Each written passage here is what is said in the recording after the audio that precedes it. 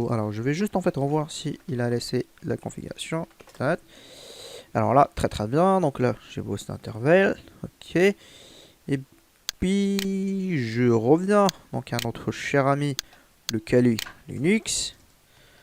Et puis, je refasse donc ça. Là, il a lancé ce truc. Donc, je regarde. Donc, l'interface, il est désactivé. Donc là, j'arrête. Et puis, je reviens sur champ interface Ethernet à 0. Donc là, il me dit il est en erreur disable. Donc je vais attendre une petite 30 secondes. Donc j'arrête ma vidéo le temps que je regarde si l'interface il sera réactivé. Donc voilà, messieurs, dames. Donc il me dit ici c'est qu'il y a un recover de l'erreur en fait disable. Donc il a tenté de faire un recover, c'est-à-dire en fait une reprise de l'interface ETH1/0, donc qui a passé en erreur disable qui est due à l'ARP inspection. Et puis en fait maintenant il me dit que interface Ethernet E/0 change state to app, et puis en fait il a donc l'interface, donc il a repris donc à son statut normal. Donc si maintenant je fais un champ interface Ethernet 1/0, il me dit qu'il est bien connecté, donc il est up sans aucun souci. Très très bien. Maintenant, ce que j'ai envie de vous montrer aussi, même si en fait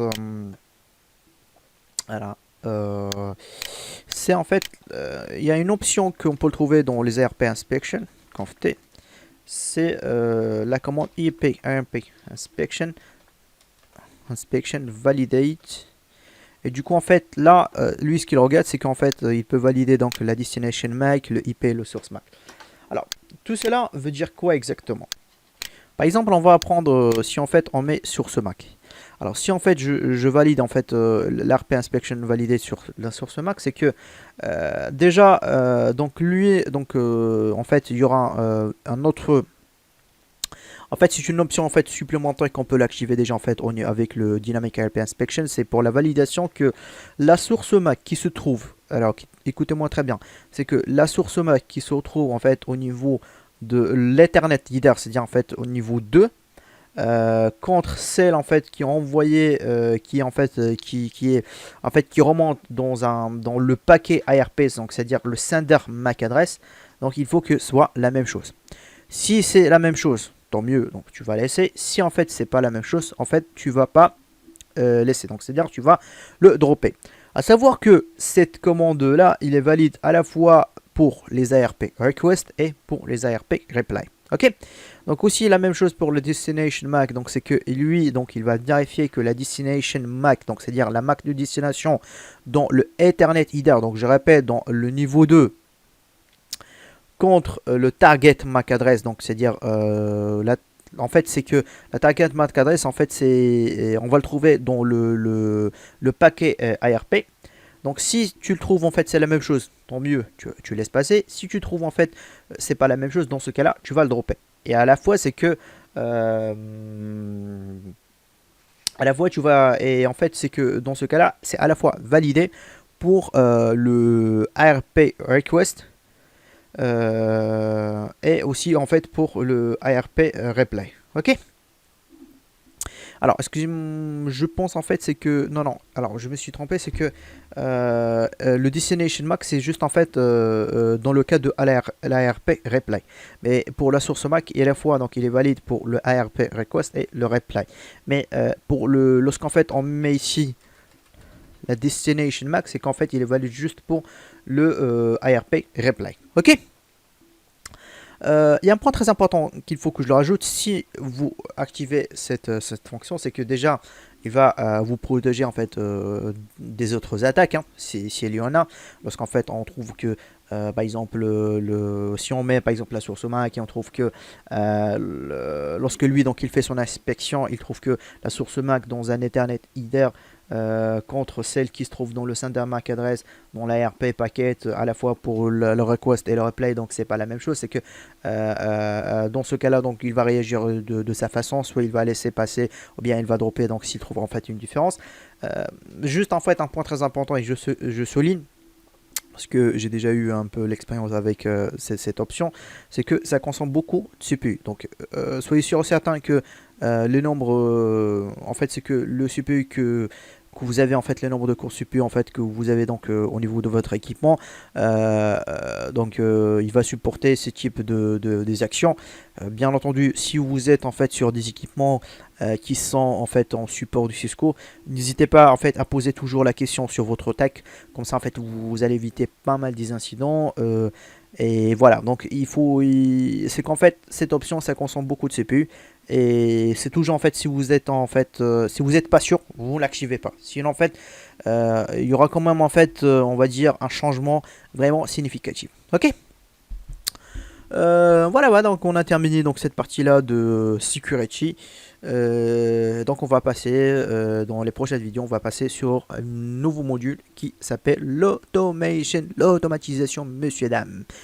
Voilà, donc merci à toutes et à tous pour votre suivi de ce module. Je vous dis à très bientôt avec le module automation.